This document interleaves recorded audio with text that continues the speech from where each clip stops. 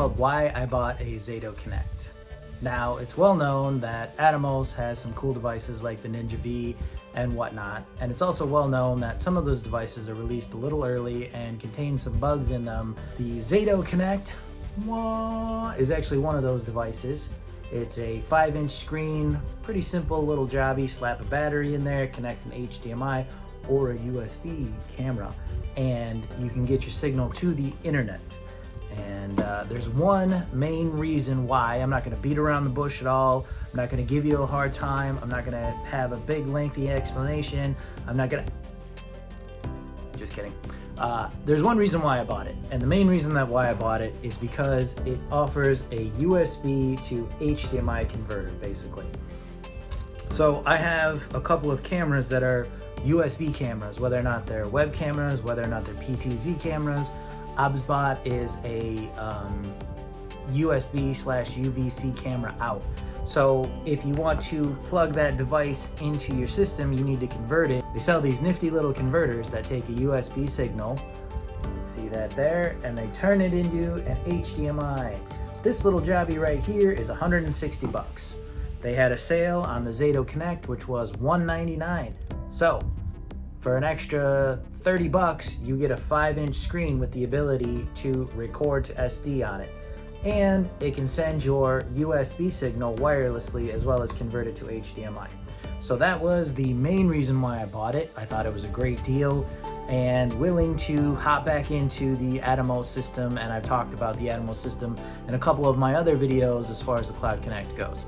One of the other main benefits of that is this guy is supposed to, and they've talked about it as recently as April, it's already past April, but this guy is supposed to do NDI. So that'll be a great option for you to have if, for example, you want to convert a USB web camera to NDI. You can monitor the camera if you don't have a monitor on the camera and feed it into your system. Or you can just simply convert a USB camera into HDMI and then feed that into your system as well. Either way, it's pretty close to the same price, and for my opinion, you get a little bit more bang for your buck. Again, it's well known that Atomos devices are a little buggy. I had to update the firmware as soon as I opened the device and plugged it in, but your mileage may vary, and hopefully they're coming out with one of the final versions of the firmware that'll allow you to use NDI as well. So keep your fingers crossed it's coming out within the next few months.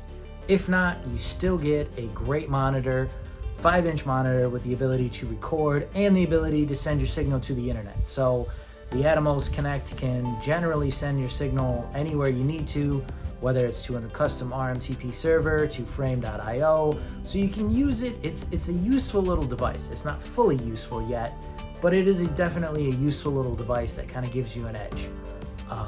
If they come out with the NDI option, I will buy another one right away because I have a couple of ideas for projects in mind for them and a couple gigs for them to use it on. But right now I have at least one and I'm relatively happy with it. It's very light, it's incredibly light. Even with a battery in it, this thing barely weighs anything at all. An additional cool thing that you can do with this guy is that you can actually do a picture-in-picture directly on the device itself. So if you plug in an HDMI camera in the back and you plug in a USB camera, you can do a picture-in-picture and have two cameras, you know, a little overlay here or whatnot. Or you can overlay graphics as well. It's typical of the Atomos system where you can add in bugs or maybe a lower third if you load the graphics onto the SD card and prepare that first. But using a picture-in-picture and a two-camera option on one device is kind of like a pseudo video mixer, and it works if you need it for that purpose. So, you know, prepping your files beforehand and making sure that you can upload things to the internet, it's a great idea, and it all is in one tiny little package. Again, they had this on sale when I bought it.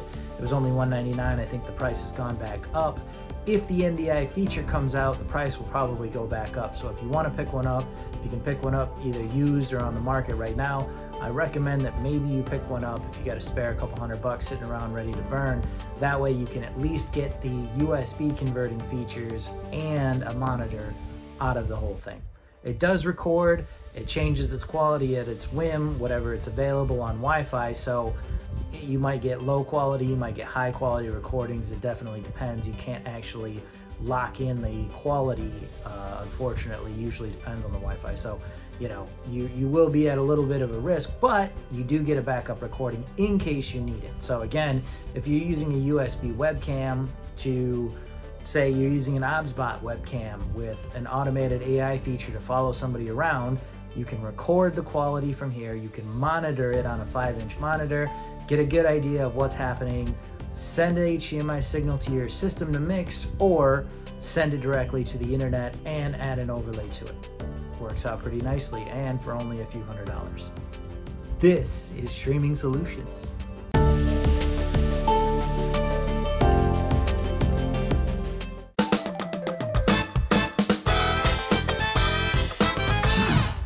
This is Streaming Solutions.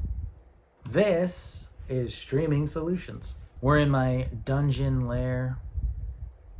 That doesn't sound good. I think I'm just gonna leave that one off. My second editing booth, second editing station. That sounds pretentious. That's stupid. You know what? I'm not gonna say anything at all about that. I'm just gonna leave that whole part blank. We are in my basement? No, that's definitely creepy too. That's creepy. Okay, moving on.